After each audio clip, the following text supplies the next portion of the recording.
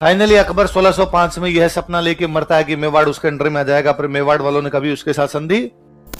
जहांगीर का तो एक ही सपना है, मेवाड़ को जीतना है। जहांगीर उसके साथ आता है, उसके साथ जाता है, ज्यादा बात भी उससे करता है, शिकार करने के लिए दोनों साथ में जाते हैं। उसने बाकी लोगों से पूछा, यार ये कौन है जो सबसे राइट में बैठा है। अजमेर में आगे उसने खुर्रम को कहा कि यहां से आगे जा और मेवाड़ को जीत क्या। खुर्रम बड़ा इंटेलिजेंट था। खुर्रम मेवाड़ गया, मेवाड़ में जाकर उसने उन तमाम सेनापतियों को बुलाया जो भले मेवाड़ में हारे हो या भले मेवाड़ में जीते हो, क्यों हाथ में नहीं आ रहा। ऐसा कैसा हो सकता है कि पूरे हिंदुस्तान की फौज आए और एक राजा पकड़ में नहीं आ रहा। तो खुर्रम के समझ में आया कि असली परेशानी राजा है ही नहीं, असली परेशानी जनता है। आपने तो मेवाड़ के गांव के अंदर घुसो, महिलाओं बच्चों को एक तरफ करो, पुरुषों को एक तरफ करो, सब पुरुषों की गोली मार दो, महिलाओं बच्चों को दिल्ली ले जाके बेच दो और गांव के आग लगा दो पूरे। जब मेरे पिताजी ने मेरे को मेवाड़ भेजा था, तब मैंने यहाँ अल्लाह के हाथ जोड़े थे, या अल्लाह यदि मैं कामयाब हुआ तो मैं मस्जिद बनवाऊं। ये ठीक वैसा है कि मैं आपको कहूं कि मेरे 4 दोस्त, एक फर्स्ट ग्रेड, एक सेकंड ग्रेड, एक थर्ड ग्रेड, एक फोर्थ ग्रेड है। क्या आप उनके नाम बता सकते हो? क्या आप ये बता सकते हो कौन सी नौकरी करते हैं? क्या आप ये बता सकते हो उनकी पोस्टिंग का है? आप केवल उनकी औकात बता सकते हो। और खुर्रम को जहांगीर ने कहा था लड़ने के लिए जाना है काबुल, और उसने मना कर दिया कि नहीं जाता।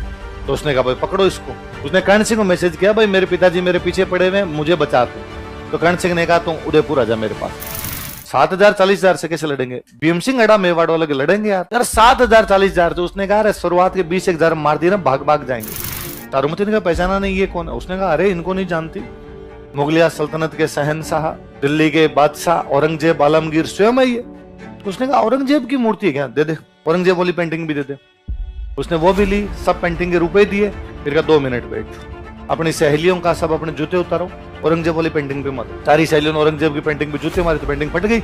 उसने कहा उस बूढ़ी महिला का ये ले पेंटिंग, रुपए तेरे को सबके दे दिए, ये ले जाकर औरंगजेब को दे देना कि चारुमती ने फाड़ी है। अब चारुमती को लगा अब अपनी रिक्शा कौन करे, और तभी उसके याद आया कि एक दिन टीवी पर एड आ रहा था, टोल फ्री नंबर पर कांटेक्ट करे। उसने राज सिंह जी वाले नंबर पे मैसेज किया कि जिस प्रकार भगवान कृष्ण रुक्मणी का हरण करके ले गए थे, आप मेरा हरण करके ले जाइए और मुझे अपने शादी कर लीजिए। प्रताप की 1597 में मृत्यु होती है। प्रताप की मृत्यु के बाद में अमर सिंह राजा बनता है। अकबर ने वापस हमले शुरू कर दिए कि भाई क्या पता अमर सिंह संधि कर ले। अकबर ने उदय सिंह पर हमला किया, उदय सिंह ने संधि नहीं की। उसने प्रताप पर हमला किया, प्रताप ने संधि नहीं की। उसने अमर सिंह पर हमला किया, लेकिन अमर सिंह ने संधि। फाइनली अकबर 1605 में यह सपना लेके मरता है कि मेवाड़ उसके अंडर में आ जाएगा, पर मेवाड़ वालों ने कभी उसके साथ संधि। अकबर मरने के बाद उसका बेटा राजा बनता है जहांगीर। कौन बनता है? जहांगीर का तो एक ही सपना है, मेवाड़ को जीतना है, क्योंकि बाकी पूरा भारत तो उसका पिताजी अंडर में ले गया था। तो जो बचा हुआ वो कौन है? मेवाड़ है, बड़ी रियासत जो बची हुई है। तो अब जहांगीर ने हमले पर हमले शुरू किए 1605 से 1615। अगले 10 साल तक जहांगीर ने अटैक पर अटैक किए। हिंदुस्तान की बड़ी बड़ी फौजें, लाख लाख सेना दे के यहां पर भेजी, पर अमर सिंह के खिलाफ जहांगीर की पहाड़े नहीं पड़ रहे। फाइनली जहांगीर ने अपने सबसे योग्य बेटे को भेजा, खुर्रम। किसको भेजा? जहांगीर खुद अजमेर तक साथ में आया। अजमेर में आके उसने खुर्रम को कहा कि जा सिमरन, जी ले अपनी जिंदगी, यहां से आगे जा और मेवाड़ को जीत क्या। खुर्रम बड़ा इंटेलिजेंट था। खुर्रम मेवाड़ गया, मेवाड़ में जाकर उसने उन तमाम सेनापतियों को बुलाया जो भले मेवाड़ में हारे हो या भले मेवाड़ में जीते हो, और बुला पूछा कि प्रॉब्लम क्या है, ओरिजिनल क्यों हाथ में नहीं आ रहा। ऐसा कैसा हो सकता है कि पूरे हिंदुस्तान की फौज आए और एक राजा पकड़ में नहीं आ रहा। तो उन्होंने कहा साहब राजा पहाड़ों में बैठा, कहां से पकड़े? तो तुम जाओ यार पहाड़ों में जाके पकड़ लो। क्या तुम नहीं गए कभी पहाड़ों में? जाते हैं तो वो लोकेशन चेंज कर लेता है, वो साइड से आके मारता हमें। तो उसको क्या पता तुम आ रहे हो, कि जनता बता देती। हम मेवाड़ के जिन जिन गांवों से निकलते हैं, गांव वाले जाके समाचार दे देते हैं कि मुगलों की सेना आ रही है। पहली बात तो गांव वाले लूट लेते हैं, वहां तक जाने नहीं देते। बीच में कोई भील पड़ते हैं, सप्लाई लेके भाग जाते हैं। तब आटा नहीं पहुंच रहा, आटा हमारे पास, बिना लड़ाई के बिना खाने के लड़ें कैसे हम जाके? और वहां तक पहुंचे कभी तो उसने लोकेशन चेंज कर ली। उसको पता है हमारी लोकेशन क्या है, वो दूसरी जगह से अटैक करके हमको मारता है। सेना डरती है बेचारी मुगलों की पहाड़ों में जाने से। तो खुर्रम के समझ में आया कि असली परेशानी राजा है ही नहीं, असली परेशानी जनता है। ये जनता राजा के साथ हो रखी है। खुर्रम ने कहा राजा पर अटैक बंद किए जाए। आपने तो मेवाड़ के गांव के अंदर घुसो, महिलाओं बच्चों को एक तरफ करो, पुरुषों को एक तरफ करो, सब पुरुषों की गोली मार दो, महिलाओं बच्चों को दिल्ली ले जाके बेच दो और गांव के आग लगा दो पूरे की। ऐसा 3-4 गांव में मुगलों ने किया। जनता त्राहिमाम त्राहिमाम कर गई। जनता भाग के अमर सिंह के बेटे के पास जाती है। अमर सिंह के बेटे का नाम था कर्ण सिंह। क्या नाम था? औरंजा का प्रिंस कर्ण सिंह। 1527 में खानवा की लड़ाई हुई थी मुगलों के खिलाफ, और अब आ गया 1615। क्या आ गया है? इतने साल तक लगातार मेवाड़ की जनता मेवाड़ के राजाओं के साथ खड़ी रही। राजा ने कहा कि हम कुंभलगढ़ रहेंगे तो कुंभलगढ़, राजा ने कहा हम गोगुंदा रहेंगे तो राणो जी कब है? बठ उदयपुर। जहां राणा जी ने कहा वहां हम जाके बैठ गए। और अब ये मुगल तो महिलाओं बच्चों को नहीं छोड़ रहे, भेजा ले जाके बेच रहे हैं। पुरुषों की गोलियां लगा दी, गांव की आग लगा दी। अब कुछ करो। कर्ण सिंह जानता था कि मुगल इसलिए कर रहे हैं ताकि हम सेना लेके मैदान में आके जनता की रक्षा करें, और सेना लेके मैदान में आने का मतलब है युद्ध। मैदान का युद्ध वही जीतेगा जिसकी सेना ज्यादा होगी। जब आप पिछले 90 वर्षों से लगातार लड़ रहे हो तो आपकी सेना कहां से आएगी? मुगलों की सेना तो पूरे हिंदुस्तान में कहीं से लिया के आ जाएंगे, आपका तो वही मेवाड़ी है। लगातार युद्ध पर युद्ध चल रहे हैं आपके, आपकी सेना तो लिमिटेड हो गई। कर्ण सिंह जानता था कि अपने पास संधि के अलावा दूसरा कोई भी रास्ता, वो अपने पिताजी के पास जाता है। कर्ण सिंह के पिताजी कौन है? अमर सिंह। अमर सिंह जाकर पिताजी संधि के अलावा कोई चारा नहीं। अमर सिंह ने मना कर दिया। अमर सिंह ने क्या बात करता है, मैं महाराणा प्रताप का बेटा हूं, संधि कैसे कर लूं? कहा कई बार 2 कदम पीछे हटने का मतलब ये नहीं होता हम हार गए, इसका मतलब है हम एनर्जी बटोर के अगली बार 4 कदम चलेंगे। रेस्ट लेते हैं। खूब दिन लड़ लिए, थोड़ा सा रेस्ट लेके वापस लड़ लेंगे, पर एक बार संधि करनी पड़ेगी। राजा का पहला कर्तव्य जनता की रक्षा करना है, बाकी सब सेकेंडरी बातें हैं, और जनता की रक्षा के लिए हमें यही करना पड़ेगा। अमर सिंह ने, मेरे से तो आज और कल हो, ये पकड़ चाबियां, तेरे को राज सौंपता हूं, तू करे तो कर ले। तो शासन प्रबंध किसके पास में आया? कर्ण सिंह ने यहां से 2 बंदे भेजे कि जाओ खुर्रम से बात करो जाके। 2 बंदे जाते हैं इधर मेवाड़ की तरफ से, हरिदास और शुभकरण। हरिदास और शुभकरण किसके पास में? भाई उधर मुगलों की तरफ से खुर्रम ही तो आया हुआ है। खुर्रम के पास गए, खुर्रम को जाकर, भाई खुर्रम हम मेवाड़ की तरफ से संधि करने के लिए। खुर्रम राजी। मेवाड़ आज दिन तक ऐसी बात ही नहीं कर रहा था, पहली बार ऐसी बात कर रहा है। खुर्रम ने कहा बैठो बैठो, चाय 2 चाय कड़क एकदम फटाफट लाओ। हरिदास शुभकरण ने कहा बात तो सुन ले। उसने कहा बात सुनी भी है, संधि कर रहे हो ना, तो चाय पियो यार आराम से, बाद में कर लेंगे। अरे यार सुन, तू संधि में हमारे थोड़ा अलग मामला है। क्या मामला है? संधि में तो एक ही चीज होती है, तुम संधि कर रहे हो? हाँ, तो बस तुम्हारे राजा को हमारे दरबार में आना, बाकी संधि डन। उनका यही तो मामला है, हमारा राजा कभी भी तुम्हारे दरबार में नहीं आएगा। कैसे? तो राजा तो संधि भी नहीं कर रहा है, तो फिर तुम्हें किसने भेजा है? कि हमें तो उसके बेटे ने भेजा है, युवराज ने भेजा है। तो बाद में जब संधि हो जाएगी तो हमसे मिलने के लिए कौन आएगा? तो वो बेटा ही आएगा, राजा नहीं आएगा। कि ना, कभी नहीं आएगा। देखा, फिर तो मामला संधि का मतलब ही क्या निकला। फिर हरिदास शुभकरण ने कहा रहने दे, तो वो चाय कैंसिल करवा देते थे, हम जाके लड़ाई की तैयारियां करते हैं। खुर्रम ने कहा प्लीज तुम लड़ाई की बात मत करो, बैठ जाओ, ऐसी कोई बात नहीं करोगे, बैठो तुम यहाँ, मैं बार पापा से बातचीत करता हूँ। उन्होंने जहांगीर को मैसेज किया कि मेवाड़ वाले संधि के लिए तैयार है, पर मेवाड़ वाले करें, हमारा राजा कभी भी आपसे मिलने के लिए नहीं आएगा। जहांगीर ने कहा तू साइन कर संधि पे। उसने कहा पर पिताजी ये तो संधि हुई नहीं, अपने संधि में तो एक राजा को आना पड़ेगा, ये तो कह रहे नहीं आना पड़ेगा। जहांगीर ने कहा कौन चेक कर रहा है कौन आया था और कौन नहीं आया था? संधि हो जाएगी तो हम कह देंगे मेवाड़ के साथ संधि हो गई, मैं कम से कम आराम से बैठ के दारू तो पीऊंगा। यार डेली समाचार रहता है फलाना हार गया, फलाना जीत गया, मैं यार इस टेंशन में रहता हूँ, मैं इस टेंशन को दूर करना चाहता हूँ। जहांगीर ने हरी झंडी दी, उनके बीच में क्या हो गई? संधि। नहीं, मुगलों का यह था कि भाई जो भी राजा संधि करेगा ना वो हमारी तरफ से लड़ने के लिए आएगा। भाई संधि का मतलब क्या? हम तुम्हारे दोस्त हैं, तुम हमारे दोस्त हो, तुम्हारी जरूरत पड़े तो हम लड़ेंगे, हमारी जरूरत पड़े तो तुम लड़ना। तो अपने वाले राजाओं को जरूरत पड़ती नहीं, मुगलों को पड़ती, क्योंकि उनको अफगानिस्तान भी जाना, बंगाल भी जाना, साउथ भी जाना। फिर वो बाकी राजाओं को हमारे साथ सेना लेके चलो। मेवाड़ वालों का भाई हमारा राजा कभी भी तुम्हारे वहां पर आएगा नहीं, तो कौन जाएगा? युवराज। तो युवराज सेना लेके जाएगा। तो कितनी सेना? वो भी तय करते कितनी सेना। तो कहा 1000 सैनिक। कितने? घुड़सवार, घोड़ों वाली सेना होती थी। कहने का मतलब मेवाड़ वाले मुगल जब भी लड़ने के लिए जाएंगे तो मेवाड़ की तरफ से कितनी सेना आ जाएगी? 1000 से। अच्छा, मुगलों के पास मेवाड़ का एक किला है चित्तौड़गढ़। मैंने बताया था प्रताप भी अपने जीवन में चित्तौड़गढ़ मांडलगढ़ पे दोबारा कब्जा। तो उन्होंने कहा भाई अब दोस्त बन गए तो अब हमारे किले हमें वापस दो। तो बड़ा किला कौन सा था? चित्तौड़गढ़। तो मुगलों ने कहा चित्तौड़ हम दे तो देंगे, पर तुम उसका पुनर्निर्माण नहीं करवा सकते। क्या नहीं करवा सकते? मरम्मत नहीं करवा सकते, क्योंकि पुनर्निर्माण का मतलब है युद्ध की तैयारी। पुनर्निर्माण का मतलब है दीवारें ऊंची करवानी, दीवारें मजबूत करवानी, ये तो युद्ध की तैयारी है। उनका ठीक है नहीं करवाएंगे। पहले जब राजा लंबी लड़ाइयों के बाद में संधियां करते हैं तो आपस में शादी ब्याह करते हैं ताकि पुरानी दुश्मनी भूल जाए। जैसे कुंभा और जोधा ने आंवल बावल की संधि की, तो बाद में कहा भाई कुंभा के बेटे रायमल की शादी जोधा की बेटी श्रृंगार कंवर से कर दी जाए। यहाँ मेवाड़ वालों का हम शादी ब्याह नहीं करेंगे, तो मुगलों ने कहा किसने क्या करना है, ना ना लिखो तुम कि नहीं करेंगे। अरे यार मैं बहुत छोटा था, 6th-7th में था, तब मेरे को 2 पन्ने पढ़ने का हमेशा ही बड़ा शौक था, वैवाहिकी और शोक संदेश। मैंने खूब पढ़े, और मैं उनमें ये लोगों के नाम, कौन है, कहाँ का है, ये जगह कौन सी है, फिर उसमें सब में वैसे लिखे थे 5 फुट 6 इंच लंबी सुंदर सुशील कन्या के लिए, है ना, 5 अंकों में नौकरी करने वाला सुंदर सुशील युवक चाहिए, शराब पीने से परहेज करता हो, ऐसी बात लिखे, फिर यूं एड्रेस वगैरह लिखे होते। ऐसे शोक संदेश में मैं शोक संदेश खूब पढ़ता कि आदमी कहाँ का है।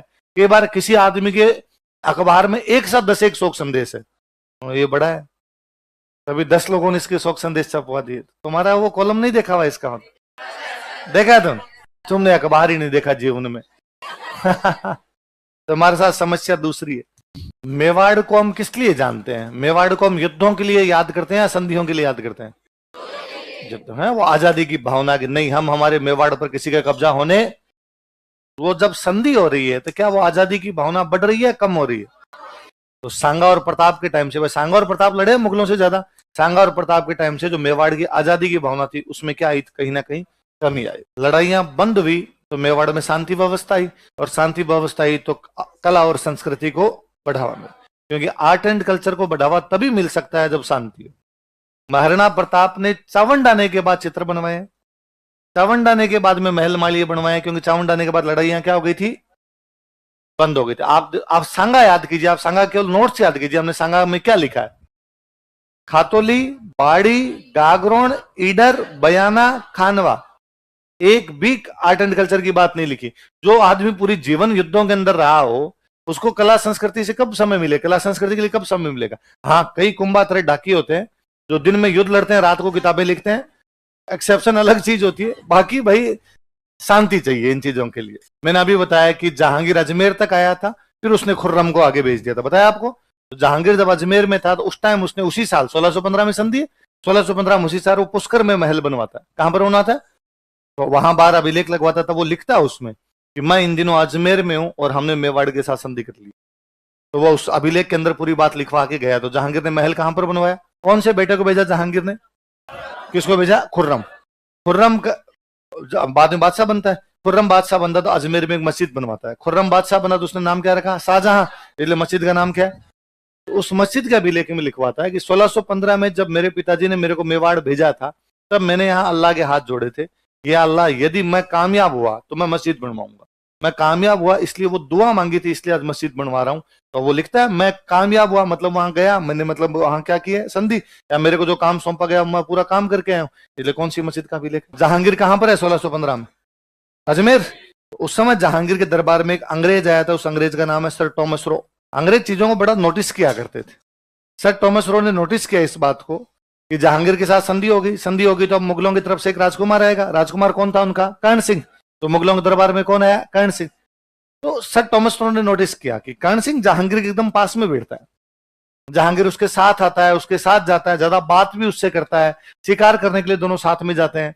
उसने बाकी लोगों से पूछा यार ये कौन है जो सबसे राइट में बैठा है, क्योंकि टॉमस रो खुद इस चीज के लिए आया था कि मेरे से अंग्रेज संधि, अंग्रेजों की तरफ से आया था कि मुगल हमसे संधि कर ले और टैक्स में छूट दे दे। तो उसको लगा कि यार जहांगीर सीधा क्या पता बात करे नहीं कर, इसका कोई दोस्त को पकड़ के बातचीत करें, तो ये राइट में बैठता है जो कौन है? तो ये मेवाड़ का राजकुमार कर्ण सिंह है। तो जहांगीर किससे ज्यादा क्यों बनती है? कि पहले हमारी लड़ाई चल रही थी, अभी अभी संधि हुई, नई नई दोस्ती हुई तो थोड़ी ज्यादा बनती है। उसने कहा मैं समझ गया, आपने इनको ढंग से हरा दिया, अगर हराने के बाद इनसे संधि कर ली होगी। मुगलों का धीरे बोल थोड़ा, है ना, मार तो हमारी पड़ रही थी पर जैसे तैसे करके हमने इनसे क्या कर ली है। इसलिए टॉमस रो लिख के गया है कि मुगल बादशाह ने मेवाड़ के राणा को बुद्धि से अधीन किया था, ताकत से नहीं। क्या लिखे गया है? मुगल बादशाह ने मेवाड़ के राजा को बुद्धि से अधीन किया था, कि बुद्धि लगा ले, ये बुद्धि तो है, मत भेजना राजा को, तुम तो युवराज को ही भेज दो, कोई प्रकार के शादी ब्याह नहीं करेंगे, चित्तौड़ ले लो तुम, तुम्हारा वापस ले लो, सारी सारी बुद्धि। इन्होंने लिखा ना 1000 घुड़सवार भेजे नहीं मेवाड़ वालों ने कभी, उल्टा मुगलों के खिलाफ और भेज दिए।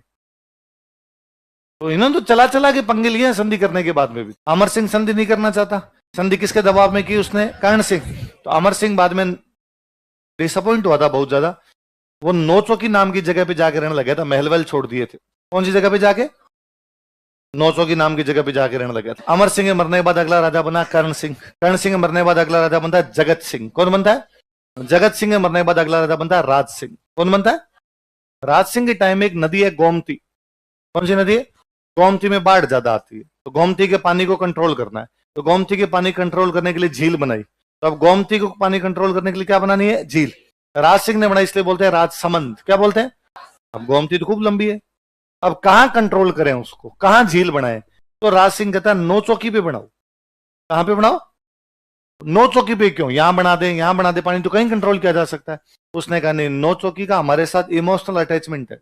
मेरे परदादा जी कभी नौ चौकी रहे थे, इसलिए हमेशा याद रहेगा कि हमने झील उस जगह पे बनाई है जहां पर कौन रहा था? अमर सिंह। वो जगह कौन सी?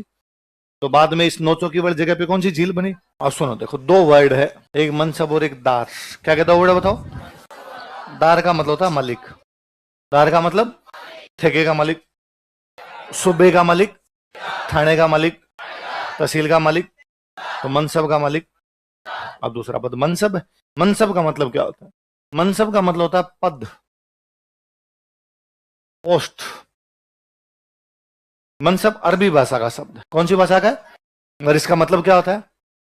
पद या पोस्ट। क्या होता है देखो, मुगलों के दरबार में भाई कोई भी राजा होगा, उसके दरबार में खूब सारे लोग होंगे, उनको अलग अलग पद मिलेंगे। तो जिसको भी पद मिलता उसको एक रैंक मिलती। वो जो रैंक होती वो 10 से 10,000 के बीच। किसे किसके बीच में? एक को कहते भाई तेरे को 10, किसी को कहते 20, किसी को कहते तेरे को 30, किसी को 50, 100, 250, 500, जैसे जिसके लक्षण है उसके आधार पे उनको क्या मिल जाता? मनसब। उसको क्या बोलते? मनसब। तेरे को 10 का मनसब है, तेरे को 50 का, केवल नंबर है।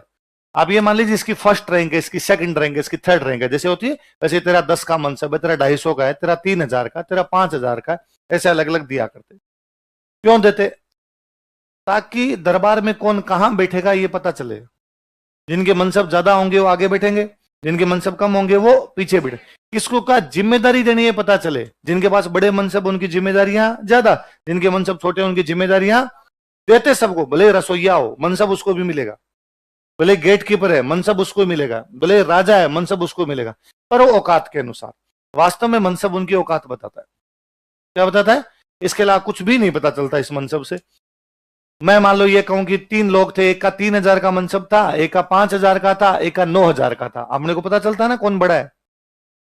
ये ठीक वैसा है कि मैं आपको कहूं कि मेरे 4 दोस्त, एक फर्स्ट ग्रेड, एक थर्ड, एक सेकंड ग्रेड, एक थर्ड ग्रेड, एक फोर्थ ग्रेड है। क्या आप उनके नाम बता सकते हो? क्या आप ये बता सकते हो कौन सी नौकरी करते हैं? क्या आप ये बता सकते हो उनकी पोस्टिंग का है? आप केवल उनकी औकात बता सकते हो कि सर फर्स्ट ग्रेड वाला बड़ा अधिकार रहा होगा, सेकंड ग्रेड वाला ठीक ठाक है, थर्ड ग्रेड वाला और नीचे होगा, फोर्थ ग्रेड वाला, और स्टेटस ही तो पता चल रहा है। बस स्टेटस थे उस टाइम के, कहां से कहां के बीच, 10 से 10,000। पर मुगलों ने एक रूल और बनाया कि 5,000 से ऊपर का मनसब, किसे ऊपर का? केवल बादशाह के बेटों को मिलेगा। जो भी बादशाह उसके बेटों को 5,000 से ऊपर का देंगे, बाकी जितने भी लोग हैं उनको 5,000 के अंडर अंडर। तो बाकी लोगों के लिए हाईएस्ट कौन सा हो गया? कौन सा आ गया? आई। तो अब मान लो मुगलों से किसी ने संधि की, तो मुगल उसको कहते भाई तू हमारे 2,000 का मनसबदार है, ठीक है। अब वो किसी युद्ध में लड़ने के लिए गया और ढंग का युद्ध जीत के आया, प्रमोशन 3,000। और किसी युद्ध में लड़ने के लिए गया, प्रमोशन 3,500। और किसी युद्ध में लड़ने के लिए गया, प्रमोशन 4,000। इतने में काम आ जाता, 4-5 युद्धों में मर ही जाता, एक आधे में किसी ना किसी में काम आ ही जाता। तो हाईएस्ट उसका मनसब होता कितना होता? 5,000। मेवाड़ वालों को जाते ही उन्होंने 5,000 दिया। जाते ही कितना दिया? क्योंकि वो वैल्यू समझते हैं कि यदि कम दिया, पीछे बिठाया, नाराज होके चले गए, फिर लड़ना पड़ेगा। जिन्हें जहांगीर ने कहा मेरे सबसे पास बिठाओ, कितने का मनसब है? और जहांगीर ने कहा अमर सिंह और कर्ण सिंह दोनों की मूर्तियां आगरा किले में लगवाई जाए। मेरे दोस्त है, उसने दोनों की मूर्तियां लगवाई थी। किस किस की? अकबर ने लगवाई थी जमल पत्ता की, और जहांगीर किस किस की लगवाता है? औरंगजेब ने सारी गिरवा दी थी। औरंगजेब ने कहा हिंदुओं का क्या काम आ रहा इधर, सबकी मूर्तियां गिरवाई जाए, पर जहांगीर लगवा के गया था। अच्छा, कर्ण सिंह संधि 1615 में संधि हो गई। संधि हो गई तो मेवाड़ के सारे इलाके आपको मिल गए। उदयपुर का निर्माण उदय सिंह ने शुरू करवाया था 1559, पर इनको किसी को उदयपुर में रहने का मौका ही नहीं मिला, क्योंकि 67-68 में हमला हो गया। उसके बाद में उदय सिंह गिरवा की पहाड़ियों में, प्रताप का पूरा जीवन पहाड़ियों में, अमर सिंह का पूरा जीवन पहाड़ियों में, तो अब उदयपुर रहने का मौका किसको मिला? तो कर्ण सिंह ने जाते महल बनवाया वहां पे, कर्ण विलास। कौन सा बनवाया?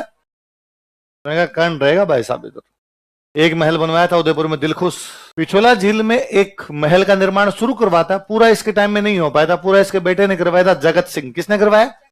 तो जगत सिंह ने कराया, इसलिए उस महल का नाम है जगमंदिर। क्या नाम है? इसके टाइम में यदि पूरा ज्यादा नामकरण मंदिर होता। कौन से महल का? जगमंदिर। अब सुनो, देखो, हमने एक बूंदी का राजा पढ़ा था, रतन सिंह, पढ़ा था। तो हमने उसमें पढ़ा था, उसने खुर्रम का विद्रोह दबाया था, पढ़ा था हमने। तो खुर्रम विद्रोह किसके खिलाफ करेगा? जहांगीर के खिलाफ, पिताजी के खिलाफ। हुआ क्या था, खुर्रम की पोस्टिंग थी साउथ इंडिया, और खुर्रम को जहांगीर ने कहा था लड़ने के लिए जाना है काबुल, और उसने मना कर दिया कि नहीं जा रहा। तो उसने कहा भाई पकड़ो इसको।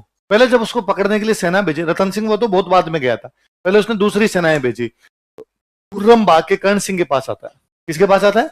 उसने कर्ण सिंह को मैसेज किया, भाई मेरे पिताजी मेरे पीछे पड़े हुए, मुझे बचा तू। तो कर्ण सिंह ने कहा तुम उदयपुर आजा मेरे पास में। उसने कहा रहने का जुगाड़ है, उसने कहा जगमंदिर बनाना शुरू किया, पूरा तो नहीं बना पर एक कमरा बन गया, लेट बात अटैच है, तू इसमें रह जा।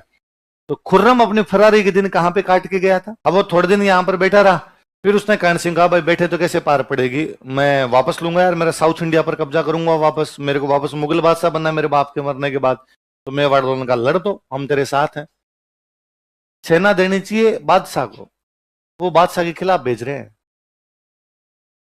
भाई सेना। पहली बात, आप खुर्रम को कैसे रख सकते हो? खुर्रम जहांगीर के खिलाफ आया है, आपकी संधि जहांगीर के साथ है, जहांगीर का दुश्मन आपका दुश्मन होगा। मेवाड़ वालों ने बिठा रखा उसको कि खुर्रम को कहा तू यहां बैठा रहे। फिर खुर्रम जब जा रहा है उसके साथ सेना और भेजी। कर्ण सिंह का छोटा भाई था भीम सिंह, क्या नाम था? भीम सिंह का सेना लेके जा। तो भीम सिंह यहां से सेना लेके गया, कर्ण सिंह और भीम सिंह यहां से साउथ इंडिया गए। इनके पास, दोनों के पास में 7,000 फौजी है। कितने फौजी है? खुर्रम ने अपनी सेना बाकी इकट्ठी की साउथ इंडिया में, 7,000 फौजी है। सामने से जहांगीर ने अपने एक और बेटे को भेजा, परवेज। किसको भेजा? कि खुर्रम को पकड़ के लाओ। परवेज लाया 40,000 फौजी, परवेज के पास 40,000, इनके पास कितने? तो खुर्रम ने बैठ के मीटिंग की कि भाई क्या करना है। तो खुर्रम के सारे सेनापतियों ने कहा भाई चलते, 7,000 40,000 से कैसे लड़ेंगे? भीम सिंह अड़ा मेवाड़ वाले के लड़ेंगे यार, ऐसे क्या चलना है यार? 7,000 40,000। तो उसने कहा शुरुआत के 20,000 मार दिए ना, भाग भाग जाएंगे, 40,000 को थोड़ी मारने को, अपने को 15-20 मारने हैं, चिंता ही मत करो। तो खुर्रम को इतना कॉन्फिडेंस है भीम सिंह से, उसने कहा लड़ते हैं, और लड़े हैं उसके अंदर। और वास्तव में परवेज की सेना पीछे हटने लग गई, और भीम सिंह खूब आगे जा जाके लड़ता। कहते भीम सिंह को 28 घाव गीते से लगे थे उसके अंदर, और वो फिर भी आगे जा जाके लड़ रहा था, और परवेज की सेना में पीछे हट रही है। इतने में भीम सिंह मर गया, एक गोली उसके लग गई, कोई उसके भी तो मर ही सकता हो। जैसे ही उसके गोली लगी, जो बाकी सेनापति उन्होंने खुर्रम को वापस आगे पूछा, भाई हम लीड ले रहे हैं, उधर हट रहा है पीछे परवेज, पर भीम सिंह मर गया, आप बता क्या करना है? खुर्रम ने कहा चप्पलें हाथ में लो। वही था जो बचा सकता था, ये वहां से निकलते हैं आगे। फिर ये परवेज नहीं पकड़ पाता है, फिर बूंदी वाला रतन सिंह जाता है, वो खुर्रम को पकड़ता है। तो खुर्रम के साथ सेना भेजने संधि का उल्लंघन है। 1615 में आपने संधि की है, 21-22 के अंदर खुर्रम वाला, 22 में खुर्रम वाला विद्रोह है, 6-7 साल में तो आप धज्जियां उड़ा गए। तो खुर्रम कौन से महल में रुक के गया था अपने? उसको महल बड़ा पसंद आता है यार, पानी के बीचों बीच व्हाइट मार्बल, चांदनी में बहुत अच्छा चमकता है। इसलिए खुर्रम जब बाद में राजा बना था ना, तब उसने ऐसा कैसा बनाया आपका ताजमहल। तो ताजमहल की प्रेरणा, ताजमहल का इंस्पिरेशन यदि कोई अपना महल है तो कौन सा है? जगमंदिर। अगला कौन है आपका? जगत सिंह। एक तो उसने जगमंदिर शुरू करवाया था, जिसने जगमंदिर क्या करवा दिया? कंप्लीट। राजा को एक दिन रात को सपना आया कि भगवान विष्णु दिखाई दिए, तो या भगवान कृष्ण दिखाई दिए, वैसी मूर्ति जैसी जगन्नाथपुरी में। जैसी कहां पर है? जगन्नाथपुरी कहां पर है? तो राजा सुबह उठा और उसने आके अपने मंत्रियों को आ गया, रात मेरे को जगन्नाथ भगवान दिखाई दिए, क्या मतलब है इसका? जैसे आप जगन्नाथ भगवान चाहते हैं कि वो मेवाड़ आए तो मंदिर बनाया जाए अपने यहाँ पे, इसलिए अपने यहाँ उदयपुर में मंदिर बनाया गया, जगदीश मंदिर। कौन सा मंदिर? जिसका एक नाम और है, जगन्नाथ राय मंदिर। एक मंदिर बीच में बना हुआ है, मुख्य मंदिर, इसके साइड में 4 मंदिर और है छोटे छोटे। ये अपने नॉर्थ इंडिया में मंदिर बनाने की स्टाइल थी कि बीच में एक बड़ा मंदिर बना दो, साइड में 4 छोटे। बीच में जगदीश मंदिर हो गया, साइड में एक तरफ गणेश जी हो गए, दुर्गा माता हो गए, हनुमान जी हो गए, भैरून जी हो गए, 4 मंदिर और बना दिए। 5 मंदिर एक साथ बनाते, इसको बोलते हैं अपने आप पंचायतन। क्या बोलते हैं? तो कोई पूछे पंचायतन क्या है, तो मंदिर बनाने की स्टाइल। मंदिर बनेगा तो बाहर कोई ना कोई अभिलेख भी लगेगा, ऐसे अभिलेख जिनमें प्रशंसाएं होती है उनको क्या बोलते हैं? प्रशस्ति। इसके बाहर वाली प्रशस्ति का नाम है जगन्नाथ राय प्रशस्ति, और उसके जो राइटर हैं उन राइटर का नाम है कृष्ण भट्ट। मेवाड़ वाले थे जी, बिना लड़ाइयों के राह नहीं जाता था। लड़ाई किससे करें? तो मुगलों से ही हो सकती थी, पर मुगलों के साथ क्या हो रखी है? तो चित्तौड़ किले का पुनर्निर्माण शुरू करवा दिया। तो जगत सिंह वाले टाइम में एकदम लास्ट टाइम में शुरू किया था, जगत सिंह के टाइम इतने में उसकी डेथ हो गई, और अंदर अंदर थोड़ा बहुत कुछ किया होगा तो मुगलों को पता भी नहीं चला। राज सिंह ने दीवारें खींच दी ऊपर, तो मुगलों को जानकारी मिली थी किसी ने सांझा को जाकर वो चित्तौड़ की मरम्मत करवा रहे हैं। तो सांझा ने फिर भी लाइट लिया, क्योंकि सांझा यहाँ मेवाड़ रुक के गया हुआ था, तो उसको यूं बड़ा लगता था भाई मेवाड़ वालों का एहसान है मेरे पर। तो उसने कहा कि अरे यूं ही वो तो राज सिंह तो अपना भतीजा है यार, और कुछ छोटा मोटा करवा रहा होगा। अरे साहब दीवारें खींच दी, हम फोटो लाए दिखा देते हैं आपको, वो ऊपर दीवारें खींच रहे हैं। सांझा फिर भी लाइट लेता उस बात को। सांझा का कि बेटा दारा, क्या नाम है? उसने कहा नहीं पिताजी, ये संधि का उल्लंघन है, और ऐसे आज इन्होंने संधि तोड़ी है, कल को और तोड़ेंगे, और ये गलत तरीका है, सेना भेजी जाए इनके खिलाफ।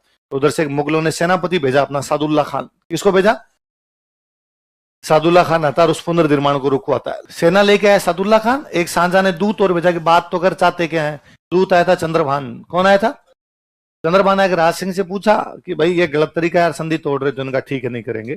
तो वो पुनर्निर्माण रोक दिया गया। ऊपर से वो दीवार सादुल्ला खान तोड़ के भी गया कुल मिला के बताने के लिए, देखो हम तुम्हें पुनर्निर्माण करने नहीं देंगे। और चंद्रभान को इधर राज सिंह ने कहा भाई ठीक है नहीं करेंगे। इतने में सांझा बीमार हो गया। सांझा बीमार हो गया तो उसके चारों बेटे आपस में लड़ पड़े। दारा, औरंगजेब, शुजा और मुराद। कौन कौन चार बेटे? मुख्य लड़ाई इनमें दो के बीच में, दारा और औरंगजेब। किसके बीच में? दारा को राजा कौन बनाना चाहता है? सांझा। मतलब बादशाह की तरफ से कौन है? दारा।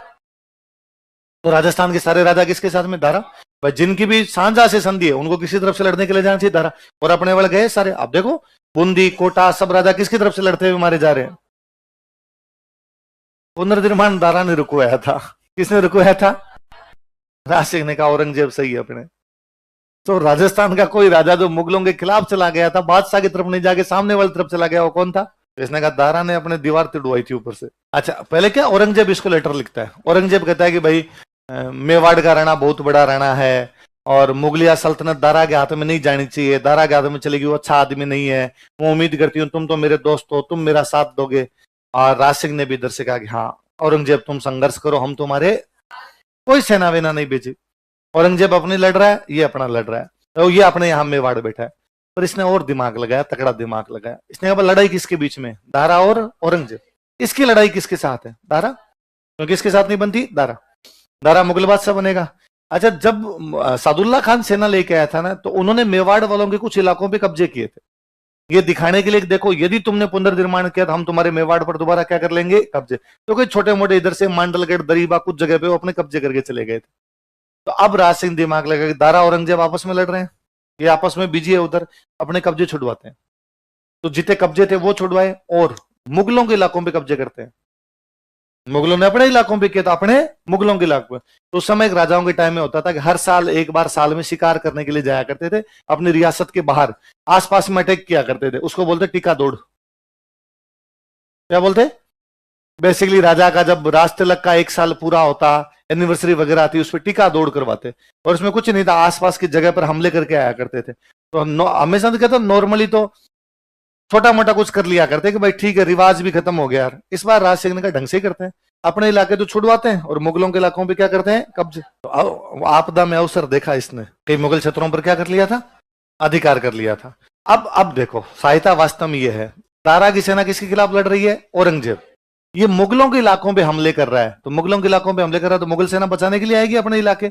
मुगल सेना आएगी मतलब किसकी सेना आएगी? दारा। तो दारा की सेना यदि राज सिंह से लड़ने आएगी तो उसकी सेना औरंगजेब के खिलाफ कम पड़ेगी।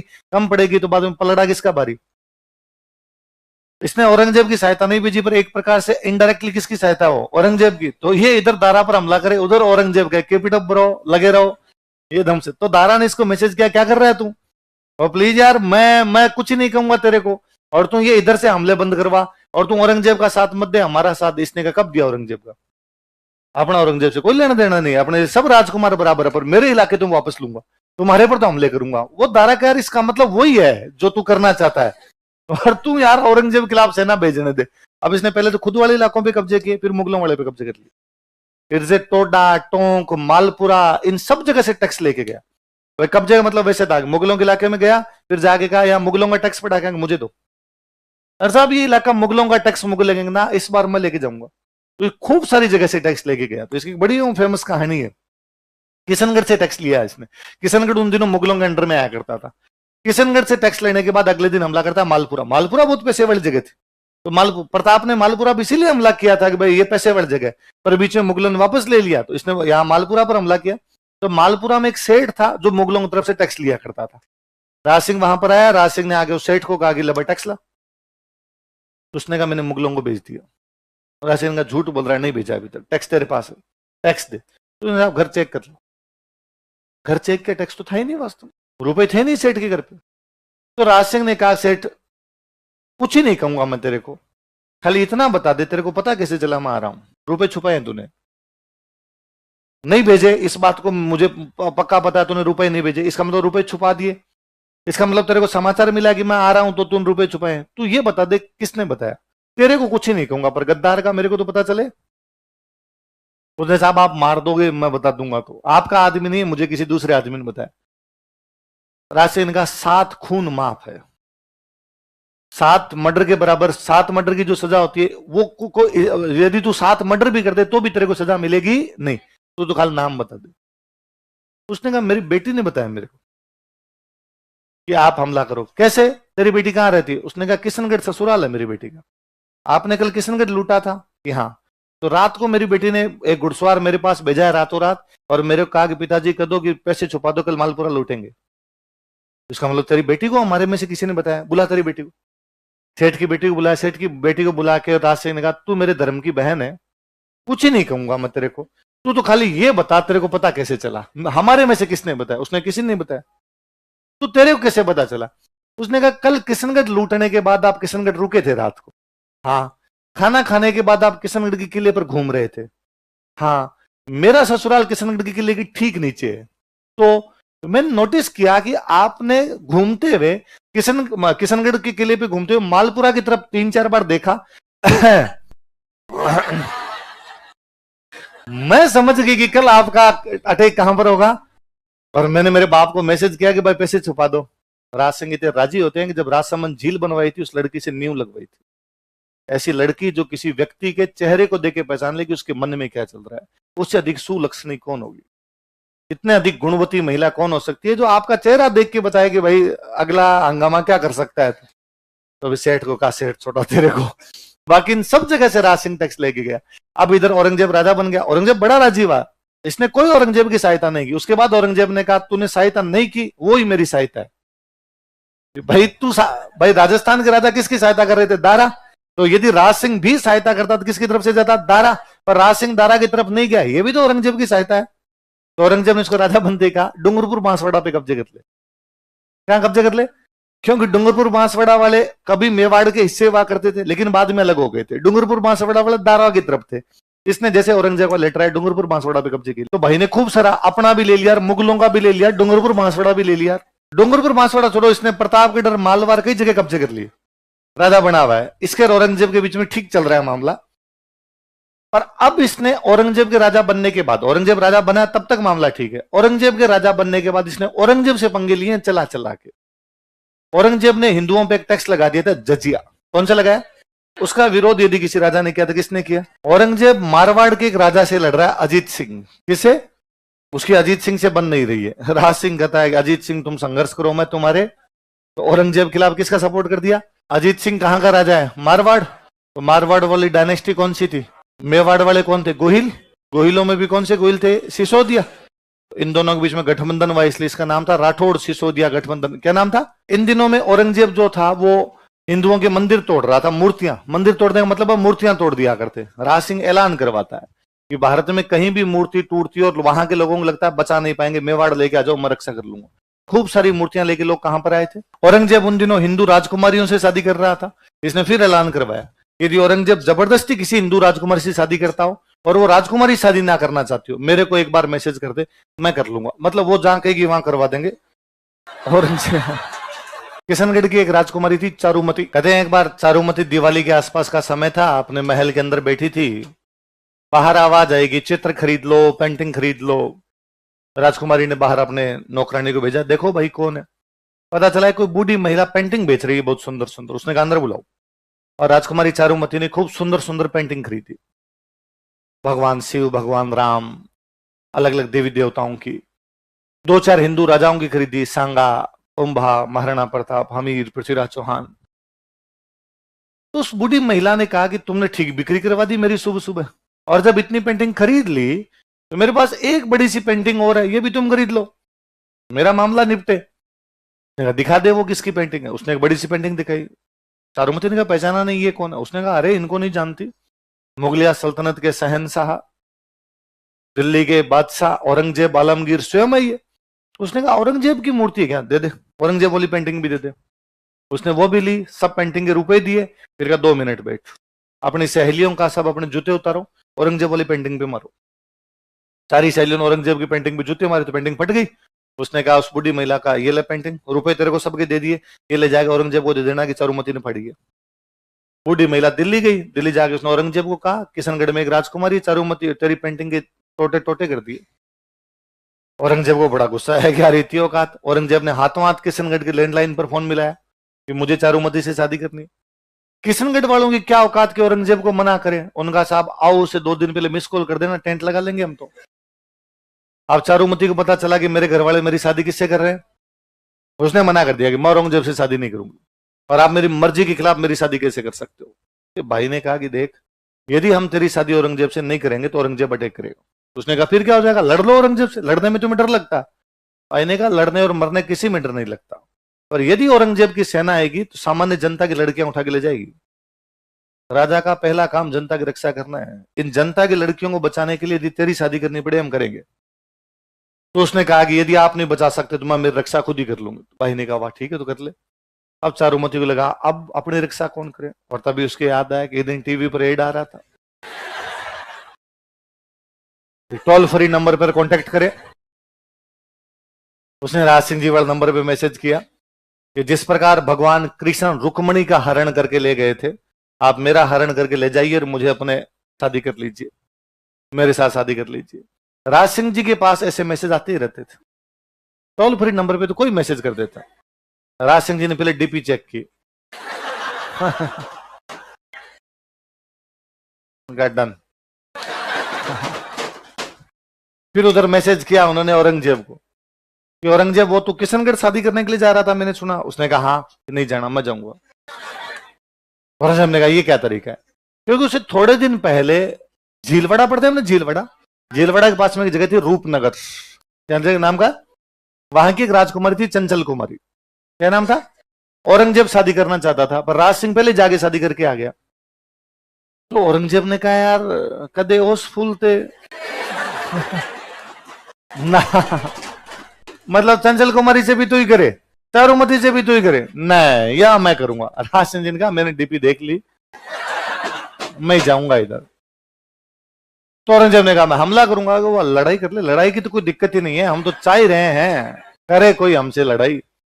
तो अब तय हो गया कि भाई युद्ध होगा, और युद्ध में जो जीतेगा उसकी शादी किसके साथ होगी। जब एकदम शादी नजदीक आई तो राज सिंह जी ने अपने मंत्रियों को बुलाया, मंत्रियों को बुला कहा कि भाई मैं किशनगढ़ शादी करने के लिए जा रहा हूं, औरंगजेब की सेना उधर से आ रही है, औरंगजेब की सेना को अजमेर में रोकना है ताकि किशनगढ़ सेना पहुंचे नहीं पाए, तब तक रोकना है जब तक मेरा शादी नहीं हो जाए। जैसे ही मेरी शादी हो जाएगी मैं खुद आ जाऊंगा, मतलब फेरे कंप्लीट हो जाएंगे मैं खुद आ जाऊंगा। मेवाड़ वालों ने कहा साहब आप चिंता ही मत करो, आप तो आराम से ब्याह करो, आने की जरूरत ही नहीं है, हम औरंगजेब की सेना को इंच नहीं हिलने देंगे, अजमेर रोकने अजमेर रोक देंगे, आप तो आराम से ब्याह करने पता रहो। तो राज सिंह जी तो ब्याह करने कहां जाएंगे, किशनगढ़। इधर से मेवाड़ की सेना कहां पर जाएगी, अजमेर। सेना जाएगी तो सेना का सेनापति जाएगा, मेवाड़ की सेना का सेनापति हमेशा कौन, सलूम्बर का सामंत। उस समय जो सलूम्बर का सामंत था उसका नाम था रतन सिंह चुंडावत। क्या नाम था, कहां का सामंत है। समाचार भेजा रतन सिंह चुंडावत के पास कि भाई साहब अजमेर सेना जाएगी और आपको लड़ने के लिए अजमेर जाना। कहां जाना लड़ने के लिए। जिस दिन रतन सिंह जी के पास ये समाचार गया उस दिन खुद रतन सिंह की शादी हुई थी। रतन सिंह की एक बूंदी की रानी थी, उसका नाम था सलह कंवर। क्या नाम था, बूंदी की थी। कहां की थी, बूंदी में एक थे संग्राम सिंह, उनकी बेटी थी। बूंदी में किसकी बेटी थी, बूंदी वाले हाड़ा चौहान थे, इसलिए हाड़ाओं की बेटियां जहां भी जाती तो वो हाड़ी रानियां हो जाती। तो हाड़ी रानी है, उस हाड़ी रानी का नाम क्या था, किसकी रानी है, ये कहां का सामंत है। उसके पास मैसेज गया कि भाई आप लड़ने के लिए जाओ। उसने कहा यार मेरे तो खुद का ही आज ब्याह हुआ है और शुभ काम है हमारे घर में, मैं लड़ने के लिए कहां जाऊंगा कल। कहा साहब वो राज सिंह जी शादी करने जा रहे हैं और इसलिए वो सेना तो औरंगजेब की रोकनी जरूरी है अजमेर में। तो उसने कहा यार अब राज सिंह जी अपनी शादी के चक्कर में मेरी शादी खराब करेंगे और मैं नहीं जा रहा। ये बात उसकी रानी को पता चली तो उसकी रानी ने उसको समझाया। रानी क्या रही होगी, 17-18 साल की कोई बच्ची रही होगी। उसने उसे समझाया कि नहीं तुम्हें जाना चाहिए और तुम्हारे पास ही मैसेज आया जाना है। क्यों? क्योंकि तुम्हारे दादा परदादा चुंडा ने कभी कहा था कि मैं मेवाड़ का राजा नहीं बनूंगा, राजा मेरा भाई मुगल बन जाएगा। इसलिए कहा गया था कि चुंडा या चुंडा के वंशज जो सलुम्बर के अंदर रहेंगे वो हमेशा मेवाड़ की सेना क्या होंगे, सेना। और तब से लेके आज दिन तक सलुम्बर के चुंडावतों ने अपने जी जान की बाजियां लगा दी लड़ने के लिए। तुम मना कैसे कर सकते हो? उसने वापस कहा कि बात सही है, मैं खुद राज सिंह जी के लिए कई युद्ध लड़ चुका हूं, पर इस बार नहीं जाऊंगा तो क्या फर्क पड़ जाएगा एक युद्ध के अंदर। उसने कहा आप नहीं जाओगे तो हरावल छीन ली जाएगी और यदि हरावल छीन ली गई तो आने वाली पीढ़ियां आप पर धिक्कार करेगी कि बीच में एक दादा परदादा कोई कमजोर पड़ गया था, उस चक्कर में हमारे पास अब हरावल का अधिकार है। 10 पीढ़ियों बाद में, 5 पीढ़ियों बाद, 2 पीढ़ी बाद तुम्हारा कोई बच्चा 4 लोगों के बीच में बैठा होगा और उसको कहेंगे ये पहले बड़े बहादुर थे पर बीच में इनके दादा बड़े कमजोर पड़े, इसलिए आजकल इनको सेना के अंदर लेके नहीं जाते हैं। और उसको रतन सिंह को लगा अरे ये बात तो बड़ी गलत है। उसने कहा जाऊंगा। वो युद्ध के लिए तैयार होता है। अगले दिन जब वो घोड़ा लेके अपना रवाना होता है सेना के साथ में, जैसे उसका खुद का महल आता, नई नई शादी हुई थी, उसको वापस उस रानी की याद आती है। वो ऊपर की तरफ देखता है तो रानी ऊपर से देख रही होती है। तो अपने किसी पास के सैनिक को कहता है कि जाओ और ऊपर जाके रानी की कोई निशानी लेके आओ, कोई अंगूठी, कोई चूड़ियां, तो लगा यार मिल जाए, कोई निशानी मिल जाएगी। वो सैनिक ऊपर गया, सैनिक ने ऊपर जाके कहा कि भाई नीचे रतन सिंह जी खड़े हैं और आपकी कोई निशानी मंगा रहे हैं। वो 17-18 साल की लड़की पुनः सोचती है कि जो जाने में आने का नहीं कर रहा है, इस बात की क्या गारंटी कि वहां जाके लड़ पाएगा। यदि हो सकता है वहां कोई मेरी याद आए और वापस आ गया तो आने वाली पीढ़ियां इस बात के लिए मुझे धिक्कारेगी कि राजकुमारी सुंदर थी इसलिए उसका पति युद्ध नहीं कर पाया। उसे पुनः लगा कि शरीर, ये सुंदरता यदि देश की रक्षा में बाधक होती है, ऐसे शरीर का, ऐसी सुंदरता का काम क्या है। उस लड़की ने अपना सिर काट के दे दिया था। चुंडावत मांगी सेना नहीं, सर काट दे दियो। और नीचे वो सिर लेके गया तब तो रतन सिंह के होश फाख्ता हो गए। उसको लगा मैंने गलत काम कर दिया बहुत ज्यादा। कहते हैं वो उसकी जो बाल थे उस राजकुमारी के, उन बालों को अपनी गर्दन में बांध लेता है। उस अजमेर वाले युद्ध में इतना भयंकर लड़ता है कि औरंगजेब की सेना को इंच नहीं जाने देता। औरंगजेब की सेना को अजमेर में मार मार के भगा दिया था यहाँ से। उस युद्ध में काम आ जाता है वो। राज सिंह जी चारुमती से शादी करके मेवाड़ चले जाते हैं। राजसमंद झील की पहाड़ पर एक दिन चांदनी रात के अंदर राज सिंह जी चारुमती को एक कहानी सुनाते हैं कि हमारी शादी से पहले क्या क्या हुआ था। और राज सिंह जी चारुमती कहते हैं ओ रतन सिंह लड़ता हुआ मारा गया। और देश चारुमती कहते अरे फिर क्या हुआ? रतन सिंह जी कहते इस वजह से हम दोनों साथ बैठे हैं। उस दिन यदि वो काम नहीं आए वहां पे तो शायद औरंगजेब की सेना आ जाती और अपनी शादी भी नहीं हो पाती। तो शादी के टाइम में सिर काट के देने वाली वो राजकुमारी कौन थी? देख सुन मेरी बात,